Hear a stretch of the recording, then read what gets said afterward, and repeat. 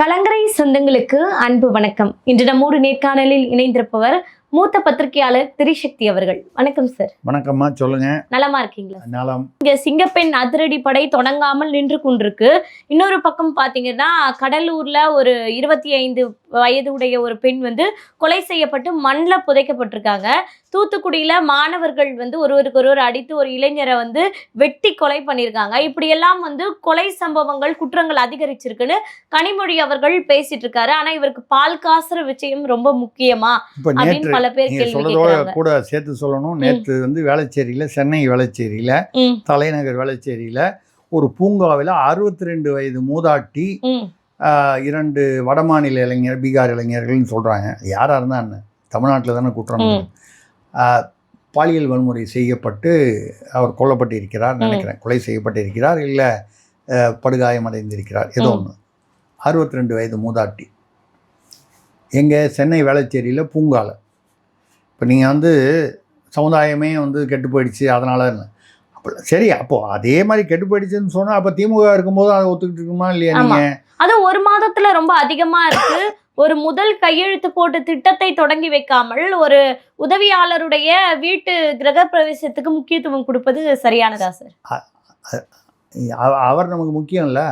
அவர் தானே ஆட்சியில் கொண்டு உட்கார வைக்கிறதுக்கு எவ்வளோ ஏற்பாடு பண்ணியிருக்காரு, எவ்வளோ செலவு பண்ணியிருக்காரு, ஏற்பாடு பண்ணியிருக்காரு ஒவ்வொருத்தரும். இப்போ அதுதானே சொல்கிறாங்க. இப்போது டெல்லிக்கு போயிட்டு அவர் பிரதமரை பார்த்து 10 நிமிஷம் பேசிட்டு வந்திருக்காரு.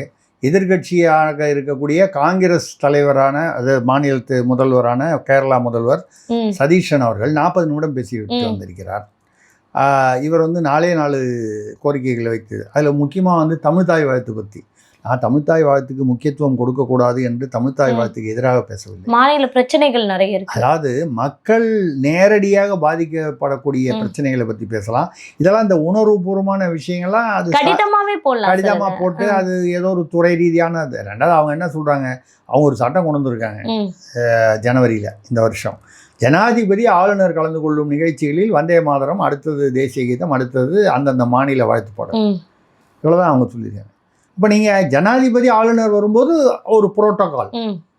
அதை தவிர மற்ற இப்போ முதல்வர் கலந்து கொள்ளும், அமைச்சர் கலந்து கொள்ளும் நிகழ்ச்சி நீங்கள் தமிழ்தாய் வாழ்த்தை முதல்ல போடுங்க, ரெண்டாவது போடுங்க, இல்லை தேசிய கீதத்தை முன்னால் போடுங்க, பின்னால் போடுங்க, எந்தவித விதிமுறைகளும் இல்லை. இதை நீங்கள் மாற்றுங்கள். இதை மாற்றினதுனால நான் தமிழ்தாய் வாழ்த்து பாடக்கூடாது என்பது என்ன? ஒரு சாதாரண பாமர மக்களுக்கு நீங்கள் ஒரு விழாவில் தமிழ்தாய் வாழ்த்து பாடுனா என்ன, பாடலைன்னா என்ன, வந்தே மாதரம் பாடுனா என்ன, பாடலைன்னா என்ன, தேசிய கீதமே பாடுனா என்ன, பாடலைன்னா என்ன. நான் பாடக்கூடாது ஏதோ தேசியத்துக்கு எதிராக அப்படின்னு அர்த்தத்தில் சொல்ல. இதெல்லாம் ஒரு என்ன சொல்கிறது, ஒரு அடையாளங்கள், ஒரு ஃபார்மாலிட்டி, ஒரு மரியாதை முக்கியம்தான். ஆனால் அதை விட முக்கியம் மக்கள் நேரடியாக பாதிக்கப்படக்கூடிய பல விஷயங்கள் இருக்கு. அந்த பிரச்சனைகள் மற்ற முதல்வர்கள்லாம் இதுக்கு முன்னால் இருந்தவங்க, ஜெயலலிதா, கருணாநிதி அவர்கள், அவர் எடப்பாடி, இவங்கெல்லாம் இருந்தபோது, ஸ்டாலின் அவர்கள்லாம் போடும்போது பிரதமரை பார்க்கும்பொழுது ஒரு 1/2 மணி நேரம் 3/4 மணி நேரம் 10 நிமிஷத்தில் வந்துட்டார். மறுநாளைக்கு மேகதாதுவை பற்றி இப்போ பிரதமர்கிட்ட கேட்டேங்கிறாரு. நீங்கள் அதை விட கர்நாடகாவில் ஆட்சி செய்வது காங்கிரஸ். இப்போ இன்னைக்கு இப்போது இவர் மாறி DK சிவகுமார் இருக்காரு, யாராக மொத்தம் காங்கிரஸ் ஆட்சி தான்.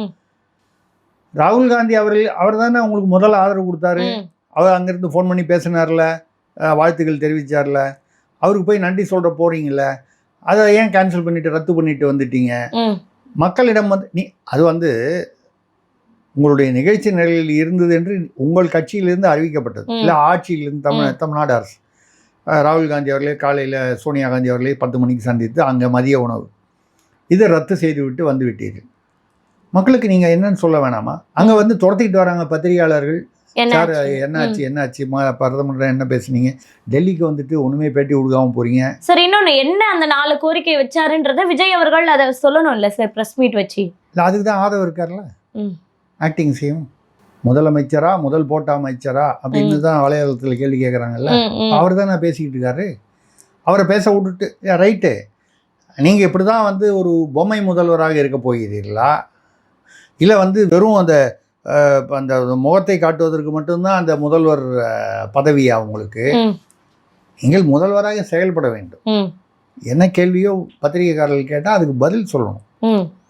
சீமான் எப்படி பதில் சொல்கிறாரு, அண்ணாமலை எப்படி பதில் சொல்கிறாரு. நான் உதாரணங்கள் சொல்கிறேன், நான் கட்சி சார்பாக பேசலை. ஸ்டாலின் ஓரளவுக்கு சொல்கிறார், உதயநிதி ஓரளவுக்கு சொல்கிறார், எடப்பாடி அவர்கள் கேட்டால் பதில் சொல்கிறாரு. நான் இருக்கிற தமிழ்நாட்டு அரசியல்வாதிகளே பொதுவாக சொல்லிடுறேன். இப்படி இவங்களாம் சொல்கிறாங்க. திருமாவளவன் கூட கேட்டால் ஏதோ ஒரு பதில் சொல்கிறார். அந்த பதில் வந்து உங்களுக்கு திருப்தியாக இருக்கா இல்லையா, ஆனால் ஒரு பதில் சொல்கிறார். அப்போ விஜய் அவர்கள் முதல்வராக இருக்கும்பொழுது ஏன் பத்திரிகைகளை மீட் பண்ண மாட்டேங்கிறாரு? மீட் பண்ணி இதான் பார்த்தேன், இதெல்லாம் சொல்லியிருக்கேன், மறுபடியும் ஒரு தடவை இன்னும் கொஞ்சம் நாள் பொறுத்து மற்ற இதெல்லாம் எப்படி போகுதுன்னு பார்த்துட்டு போட்டுருக்கோம். நிதி அமைச்சரை சந்தித்து நிதி கேட்டிருக்கோம். ஏன்னா ஒரு 5 நிமிஷம் 10 நிமிஷம் பேச போகிறீங்க பத்திரிகையாளர். ரெண்டாவது அவர் ஆங்கிலமும் பேசக்கூடியவர். பத்திரிகையாளர்கள் ஒரு கால் அங்கே வடநாட்டில் டெல்லியில் இருக்கிறவங்க ஆங்கிலத்தில் கேட்டால் கூட பதில் சொல்ல தெரிந்தவர். இப்போ ஸ்டாலின் அவர்களுக்கு வந்து ஆங்கிலம் பேச தெரியாது. அதனால் வந்து அவர் வந்து ஆங்கில கேள்விகளை தவிர்த்து விடுவார். அது ஒன்றும் நம்ம தவறுன்னு எடுத்துக்கலாம். அவர் தெரியாது அவ்வளோதான். யாராவது மொழிபெயர்த்தால் தான் உண்டு. உங்களுக்கு தான் தெரியுமே, ஏன் தவிர்க்கிறீங்க, ஏன் ஓடணும்? அப்போது கேள்வி கேட்டால் யாராவது எழுதி தந்தால்தான் பதில் சொல்லணுங்கிற நிலைமை வந்ததுன்னா அதுக்கப்புறம் நீங்கள் ஆட்சிகளில் எப்படி முடிவெடுப்பீர்கள்? அப்போ யாரோ தானே முடிவெடுக்க போகிறாங்க. கண்டிப்பாக. இப்போ அவர் கூட தனி விமானத்தில் போன அந்த ஒரு பட்டியலை பார்த்தால் இந்த விஷ்ணு ரெட்டி அவர் பக்கத்து வீட்டுக்காரர், அவர் ஏதோ இப்போ ஆலோசகராக போட்டாங்க, பொது நிகழ்வுகளுக்கான ஆலோசகர். அது என்ன பொது நிகழ்வுகளுக்கு என்ன ஆலோசகர்? சரி, அவர். அப்புறம் அந்த ரூட் ஜெகதீஷ், அவர் அரசியல் என்ன பதவி இருக்கார்? இவராவது ஆலோசகர், அவர் அந்த பதவியும் இல்லை. அவர் எப்படி அரசு செலவிலான தனி விமானத்தில் அவர் எப்படி வருகிறார்? கண்டிப்பாக. அதை விட மோசம் இன்னொரு ஜெகதீஷ் அவாஸ்தின்னு, அவர் யாருன்னா இவருடைய தலைமுடி சிகை நிபுணர், சிகை அழகு நிபுணர். ஒன்றும் இல்லை, அந்த விக்கு வச்சு செட் பண்ணுறவர். அது சரி, அவருக்கு தலையில் முடியல. இப்போ ஸ்டாலின் சார் கூட தலையில் ஒரு விக் வச்சுருந்தார். அது அவர்களுடைய சுய விருப்பம். அது செட் பண்ணுவார். அவர் ஏங்க அரசு செலவில் விமானத்தில் கூட்டு போகிறீங்க? அவர் தனி விமானத்தில், அதாவது தனியாக வேற ஒரு சாதாரண விமானத்தில் வர சொல்லி அந்த காசை கொடுத்துட வேண்டியது தானே உங்களுக்கு, அப்படி அவசியமாக இருந்தால். அரசு செலவில் எப்படி அவரை கூட்டு போகிறீங்க? இதே வந்து ஸ்டாலின் அவர்கள் துபாய்க்கு வந்து முதலீடுகளை ஈர்ப்பதற்காகன்னு சொல்லி 16 பேர் அவர் குடும்பத்தினர் உட்பட பல பேரை வந்து வேண்டியவங்களை வந்து கூட்டு போனார்ல. அப்போது விமர்சனம் மீடியாக்கள் செய்தன. நான் வந்து அதனால் ஸ்டாலின் வந்து இதை விட சிறப்பானவர்ன்ற அர்த்தத்தை சொல்லலை. சட்டம் என்றால், விதிமுறை என்றால் அது எல்லோருக்கும் ஒன்றாக இருக்க வேண்டும். சார், இப்போ கூட நம்ம பேசிக்கொண்டு இருக்கக்கூடிய இந்த வேலையில கூட பார்த்தீங்கன்னா ஸ்டாலின் அவர்கள், சபரீசன், உதயநிதி திடீரென கார்ல வந்து விமான நிலையத்துக்கு வந்திருக்காங்க. எங்க போறாங்க அப்படின்ற ஒரு கேள்வி இருக்கு. குடகு மலைக்கு போறாங்க. குடகு மலைன்னு சொல்லுவாங்க, கூருக்குன்னு. சுற்றுலாவா சார்? இல்லை, அங்கே போய் ஓய்வு எடுக்கிறாங்க. இப்போ தானே அவர் உதயநிதி சார் வந்து திமுக இளைஞர்களுக்கு சொன்னார், கொஞ்சம் கூட அயர்வில்லாமல் தொடர்ந்து பணி செய்யுங்கள், உள்ளாட்சி தேர்தலாம் வரப்போகுது, பணி செய்யுங்கள். அவங்கள பணி செய்ய சொல்லிட்டு அவங்க ஓய்வு எடுக்க போயிட்டாங்க. அதுவும் அது எதுக்கு போயிருக்காங்கன்னு தெரில. அதுவும் சபரீசன் அவர்கள், உதயநிதி அவர்கள், ஸ்டாலின் அவர்கள் 3 பேரும் போகிறாங்கன்னா அது ஏதோ பஞ்சாயத்து, இனிமேல் தான் வெளியில் வரும், வராமல் போகாது. அது எப்படி வராமல் போகும்? அது வரும். அதனால் வந்து அவர் ஓய்வு எடுக்க போகிறார். ஓய்வெடுக்கக்கூடாதுன்னு நம்ம சொல்கிறதுக்கு நம்ம ஒன்றும் இல்லை, அது அவர்களுடைய தனிப்பட்ட உரிமை. அவங்களுக்கு நேரம் இருக்கிறது. இப்பொழுது முன்னைய விட இப்போ எதிர்கட்சின்றதுனால பணி அழுத்தம் வந்து குறைவாக இருக்கும், போகிறாங்க. இப்போ நம்ம வந்து என்ன சொல்கிறோன்னா, எதிர்கட்சியாக பணியாற்றும் பொழுது இப்போ சட்டமன்றம் இல்லை, அதனால் எங்களுக்கு வந்து வேறு ஒன்றும் இல்லை, நாங்கள் ஓய்வெடுக்க போகிறோம். அது மொத்தம் ஏதோ குடும்பத்தில் குழப்பம், இல்லைன்னா ஏன் அந்த பஞ்சாயத்து வரப்போகுது. ஏற்கனவே பல குழப்பங்கள் இருப்பதாக செய்திகள் வந்த வண்ணம் இருக்கின்றன. அதில் ஏதோ ஒரு பஞ்சாயத்துக்காக போகிறார்கள். நல்லபடியாக போய் குடும்பத்தில் நல்ல பஞ்சாயத்து நடைபெற வேண்டும் என்று நாம் வாழ்த்துவோம். அவ்வளோதான் நம்ம சொல்ல முடியும். சரி, இன்னொன்று 90% அதிமுகவை சேர்ந்தவர்கள் வந்து தாவேக்கால தான் இருக்காங்க, இருக்க விருப்பப்படுகிறார். அதாவது 90% அதிமுகவினர் தாவேகாவிற்கு மாற விருப்பப்படுகிறார் அப்படின்னு ஆதவ் சொல்றாரு. இந்த பக்கம் ஆர்பி உதயகுமார் சொன்னாங்க, புள்ள பிடிக்கிற வேலையை செய்து தாவேக்கா அப்படின்னு. அதைத்தான் குதிரை பேரம்னு சொல்றாங்க. நான் அதுதான் வந்து திருப்பி கேட்குறது என்னன்னா, ஒரு மாசத்துக்கு முன்னால அதிமுகவோட ரொம்ப வருஷமா அதிமுகவில் இருக்கிறவங்க, அவர்கள் வந்து அமைச்சராக இருந்தாங்களா, நிர்வாகிகளாக இருந்தாங்களா, என்னவா இருந்தாங்கன்றது அதை தாண்டி அதிமுக கொள்கைன்னா அது என்ன? எம்ஜிஆர் அவர்களுடைய கொள்கை அப்படித்தானே ஆரம்பம். ஆமா. அதுக்கப்புறம் தொடர்ந்து ஜெயலலிதா அவர்களுடையது. அதுக்கப்புறம் எடப்பாடி தலைமையில் சிலருக்கு கருத்து வேற்றுமைகள் இருக்குங்கிறதெல்லாம் நமக்கு வெளிப்படையாக தெரிஞ்சிருச்சு. அதெல்லாம் தாண்டி அந்த கட்சியிலிருந்து தாவேகாவிற்கு வந்தாங்க. தாவேகாவில் இப்பொழுது எந்த கொள்கையால் ஈர்க்கப்பட்டார்கள்? அதிமுகவின் எந்த கொள்கையை இப்பொழுது எடப்பாடி அதை மீறிவிட்டார்? நான் எடப்பாடிக்கு ஆதரவாக பேசலை, யதார்த்தமாக. சார், ஒரு வாரத்திலேயே அவங்க அம்மாவோட ஆட்சியை பார்த்ததா விலகிய சில பேர் சொன்னாங்கல்ல சார். எங்க இந்த இதில் தாவேகா ஆட்சி இல்லையா? இந்த அம்மாவுடைய ஆட்சிங்கிறது என்னன்னு சொன்னாதானே நமக்கு புரியும். நம்மெல்லாம் ஞான சூன்யம், அவ்வளோ சீக்கிரமாக நமக்கு புரியாது. அம்மாவுடைய ஆட்சின்னு எதை சொல்கிறாங்க? வரிசையாக தொடர்ந்து குற்றங்கள் நடைபெறுது. அந்த அம்மாவுடைய ஆட்சியில் அந்த மாதிரி தொடர் குற்றங்கள் நடந்ததுன்னா அந்த அம்மா என்ன பண்ணியிருக்கோம்? இந்த மாதிரி விஷயங்கள்லாம் அவர்கள் எப்படி கடுமையான நடவடிக்கை எடுப்பார்கள் என்பதற்கு ஜெயலலிதாவின் ஆளுமை ஒரு சான்று. மற்ற இதெல்லாம் திமுக ஆட்சியில், அதற்கு முந்தைய திமுக ஆட்சியில் நில அபகரிப்பு திமுகவினரே அதிகமாக செய்தார்கள் என்பதற்காக ஒரு சட்டமே உண்டாக்கி அதை ஒரு கட்டுக்குள் கொண்டு வந்தார்கள். இந்த டபுள் டாக்குமெண்ட் பண்ணுறது, போகிறது வர்றது, இந்த மாதிரி பொய்யான டாக்குமெண்ட்டு, ஃபேக் டாக்குமெண்ட்டு, இதெல்லாம் ஒரு கட்டுக்குள் கொண்டு வருவாங்க. அந்த மாதிரி கடுமையான நடவடிக்கைகள் எடுத்திருக்காங்க. இப்போ இது வரைக்கும் என்ன நீங்கள் சொன்ன மாதிரி இந்த சிங்கப்பெண் இது ஏன் தள்ளி போகிறாங்கன்னு தெரியல. அதே மாதிரி முதல் 3 கையத்தில் ஒன்றான அந்த போதை தடுப்பு பிரிவு இது வரைக்கும் ஒன்றும் அதை பற்றி ஒன்றும் பேச்சே இல்லை. எப்படி நீங்கள் ஏன்னா போதையை தடுத்தீர்களா, அதை ஓரளவுக்கு கட்டுக்குள் கொண்டு வந்தால்தான் உங்களால் குற்றங்களை குறைக்க முடியும், சட்ட ஒழுங்கை காப்பாற்ற முடியும். ஒன்னோட ஒன்று செயின் ரியாக்ஷன். இதற்கான எந்த நடவடிக்கையும் இல்லையே. நீங்க வெறும் ரீல்ஸ் தானே நடக்குது. அமைச்சர்கள் இவ்வளவு குற்ற சம்பவங்கள், இவ்வளவு எதிரொலிப்பு இருக்குல்ல சார், ஆட்சிக்கு எதிரான ஒரு குரல் ஒலிக்குது இல்லைங்களா? இது இந்த இடைத்தேர்தல்ல எதிரொலிக்குமா? ஏன்னா ஒரு 5 இடங்கள் காலியாக இருக்கு. இந்த இடைத்தேர்தல்ல இது எதிரொலிக்குமா சார்? 5ன்னு சொல்கிறீங்க. சிவி சண்முகம், விஜயபாஸ்கரும் பேசிக்கிட்டு இருக்காங்க. சிவி சண்முகம் அவர்களை ஏதோ டெல்லி பிரதிநிதியாக ஆக்குவதற்கு சொல்லியிருக்காங்கன்னு சொல்கிறாங்க. 5ன்றது 7 கூட வரலாம், தெரியல, கூட வரலாம். இது எதுவாக இருந்தாலும் என்னை பொறுத்தவரை பொதுவாக இடைத்தேர்தல் ஆளுங்கட்சிக்கு சாதகமாக இருக்கும் என்பது ஒரு பொதுவாக பாரம்பரியமாக சொல்லக்கூடியது. ஆனால் சில இடைத்தேர்தல்களில் எதிர்க்கட்சிகள் வெற்றி பெற்றதும் வரலாற்றில் உண்டு. இப்போ இவங்க போகிற இந்த போக்கை பார்த்தால் நிறைய இப்போ ஏற்கனவே இளைஞர்களிடம் அங்கங்கே வீடியோக்கள் வர ஆரம்பித்து கேட்டால் அவங்க சொல்லுவாங்க திமுக ஐடிவிங்க போட்டதுன்னு சொல்லுவாங்க. உண்மையிலேயே அவங்க போட்டும் இருக்கலாம், இல்லை அது இயல்பாக இருக்கலாம், நமக்கு தெரியல. ஏன்னா அதில் என்ன திமுக ஐடிவிங்கன்னா என்ன அடையாளத்தோடையாக போடுறாங்க, பொதுவாக சொல்கிறேன். இல்லை இது மாற்றம் இல்லை, ஏமாற்றம், தளபதி வந்தோடனே இதெல்லாம் மாற்றுவாருன்னு பார்த்தோம், ஆனால் எதுவும் மாறல, பழையபடி தான் நடக்குது. அங்கே ஊழல் நடக்குது, இங்கே ஊழல் நடக்குது. இங்கே இப்போ மின்வெட்டு பார்த்தீங்கன்னா திருவள்ளூரில், காஞ்சிபுரத்துலலாம் மின்வெட்டு, குடிநீர் தட்டுப்பாடு, குடிநீர் கழிவு நீராக எங்கே கொளத்தூர் முன்னாள் முதல்வருடைய தொகுதியிலேயே அவருடைய பிரிவிலே இருந்தது.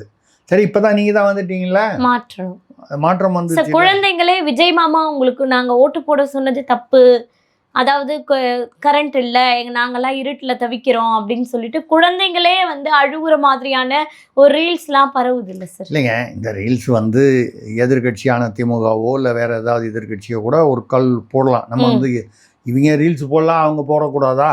இதில் நான் என்னென்னா எது ரீல்ஸு எது ரியல்னு தெரியாது. நம்ம இந்த ரீல்ஸை தள்ளி வச்சுட்டு பார்த்தீங்கன்னா தட்டுப்பாடு இருக்கா இல்லையா, மின்வெட்டு இருக்கா இல்லையா? இப்போ நம்ம ரெக்கார்டிங் பண்ணுறதுக்குள்ளேயே 2 தடவை மின்வெட்டு நடந்ததா இல்லையா? இதை நம்ம இந்த நிகழ்ச்சி நடக்கும்போது 2 தடவை. இப்போ இரவு பூரா எத்தனை தடவை நடக்குது? கண்டிப்பாக. இப்போ நீங்கள் எங்கேயோ ஒரு இடத்துல இருக்கீங்க, நான் வேறு தென் சென்னையில் இருக்கிறேன்.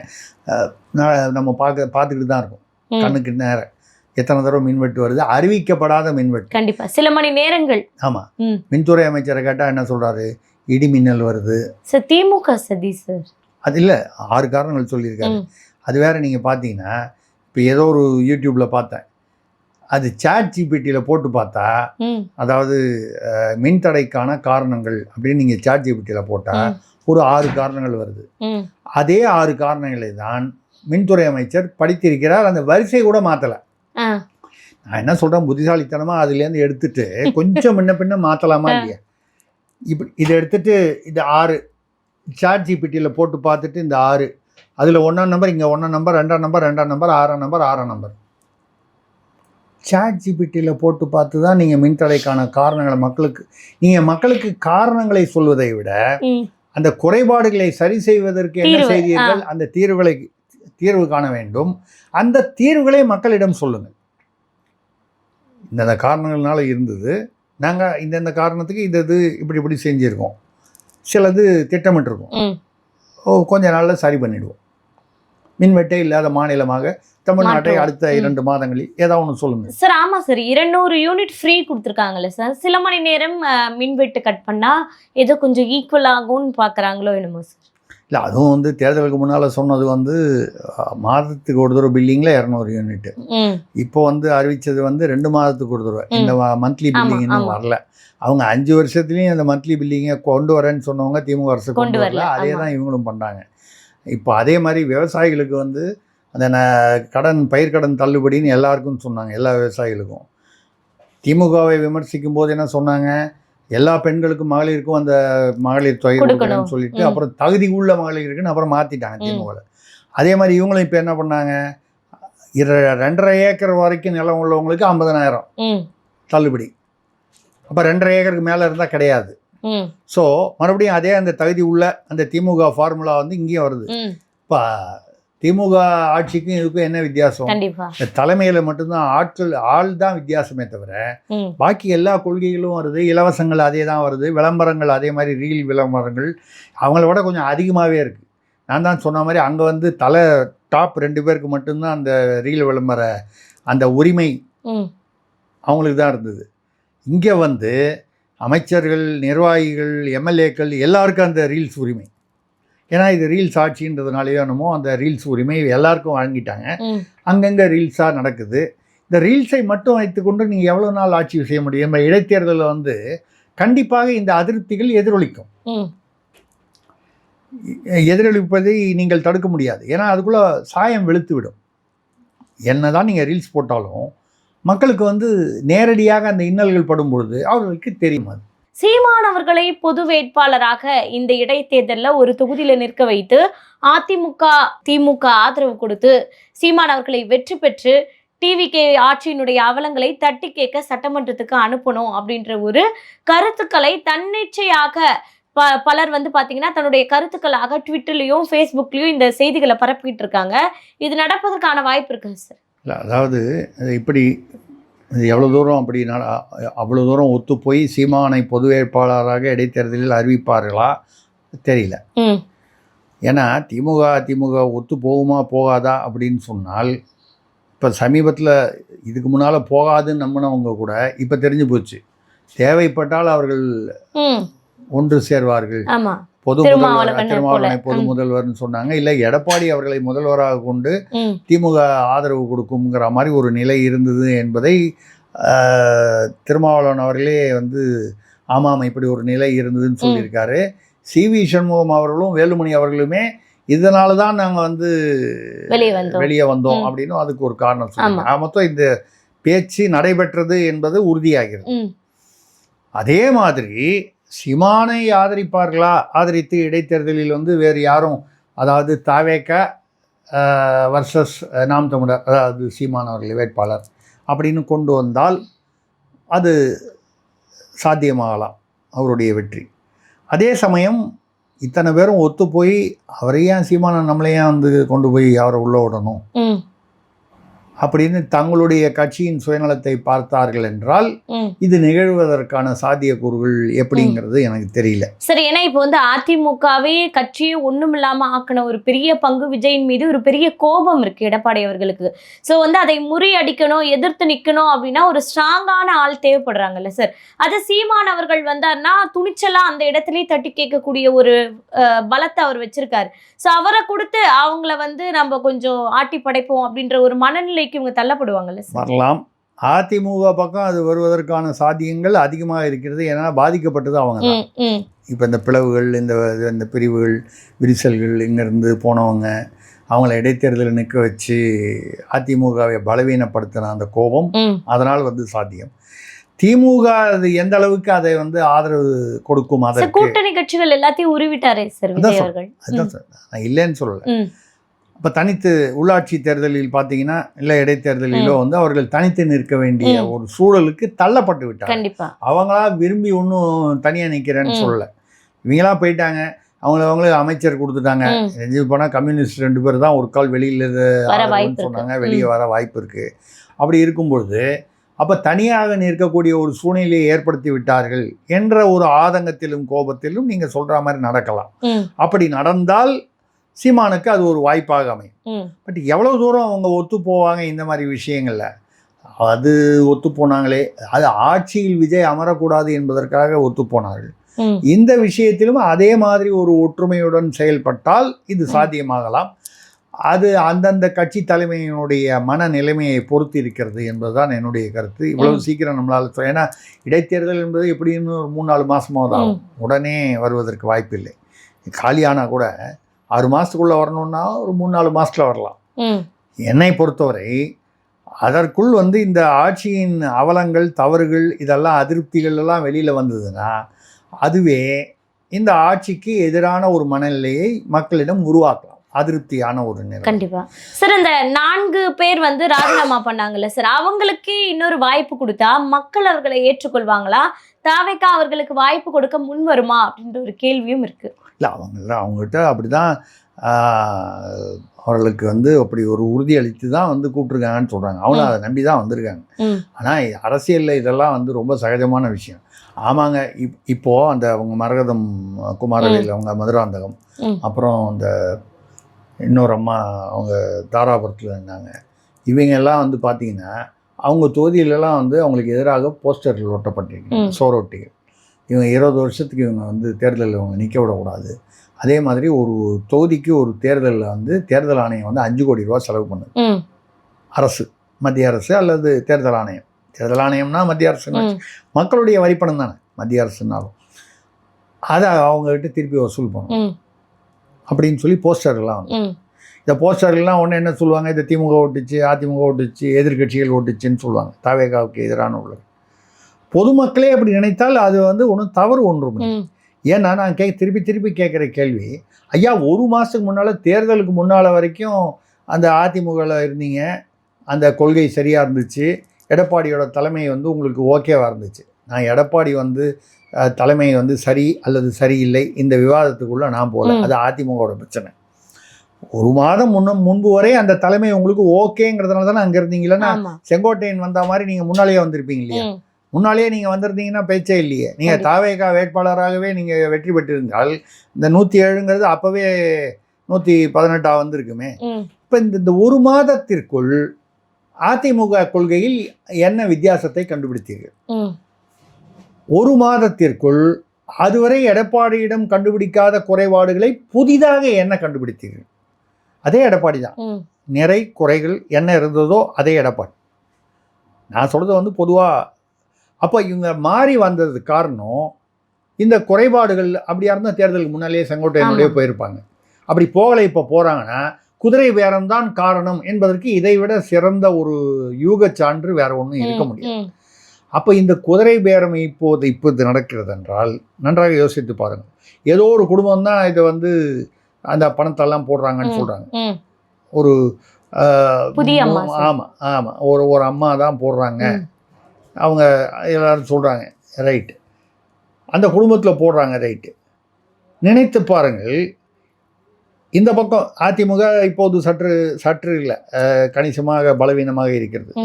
உடச்சாங்க, கொஞ்சம் பேர் திரும்பி போயிட்டாங்க, வேலுமணிலாம் திரும்பி போயிட்டாங்க, சிவி சண்முகம் போகலை, இந்த மாதிரிலாம் இருக்குது. நத்தம் விஸ்வநாதன் மூத்தவர்கள் திரும்பி போயிட்டாங்க. திமுக கூட்டணி கட்சிகள் தான் இல்லையே தவிர உள்ளுக்குள்ளே 1008 அவங்களுக்குள்ள பிள்ளை மாப்பிள்ளை அதெல்லாம் மற்ற பிரச்சனைகள்லாம் இருந்தால் கூட ஏதோ வெளியிலிருந்து பார்க்கும்போது ஒன்றும் ரொம்ப அப்படி அதிமுக அளவுக்கு பலவீனம் தெரியவில்லை. இவர்களிடம் உள்ள பணத்தை திமுக தலைமையிடமோ திமுக முன்னாள் அமைச்சர்களிடமோ இல்லாத பணமா? இந்த லாட்ரி குடும்பம்னு சொல்கிறாங்களே, அவங்கள போல எத்தனை மடங்கு பணம் இவங்க வச்சுருப்பாங்க. இவங்க வந்து தாவேகாலேருந்து ஒரு 5 எம்எல்ஏ 8 எம்எல்ஏ 4 எம்எல்ஏன்னு வந்து உருவ ஆரம்பிச்சாங்கன்னா இந்த ஆட்சி என்ன ஆகும் என்கிற கேள்விக்குறி இருக்கு. ஏன்னா பணத்துக்காக தான் அப்படின்னு சொன்னால் நீங்கள் இன்னைக்கு இப்போ 100 கோடி செலவு பண்ணுறீங்கன்னா அங்கே 200 கோடி செலவு பண்ணுறதுக்கான வசதியும் வாய்ப்பும் உள்ளன, அவர்களிடம் உள்ளது. திமுகவிடம்னு பொதுவாக சொல்லிடுவோம், நம்ம யாரையும் சொல்லலை.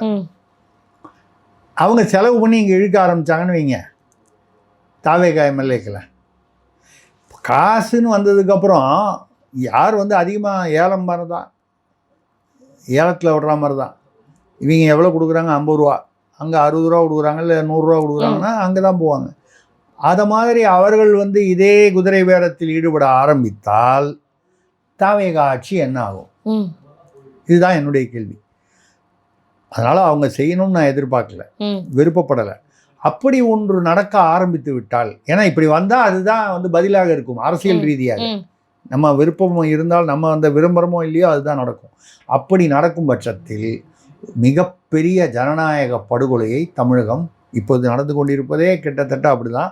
இதைவிட மோசமான ஒரு ஜனநாயக படுகொலையை தமிழக மக்கள் சந்திக்க நேரிடும் என்கிற கவலை தான் நமக்கு இருக்கிறது. கடவுள் மீது நம்பிக்கை இருப்பவர்கள், என்னை போன்றவர்கள், கடவுள் காப்பாற்றுவார் தமிழகத்தை அப்படின்னு சொல்லி நம்ம நம்புவோம். கண்டிப்பாக சார். நடப்பு கால அரசியல் குறித்து பல்வேறு தகவல்களை பகிர்ந்துக்கிட்டீங்க. தொடர்ந்து பேசுவோம். நன்றி. நன்றி, வணக்கம்.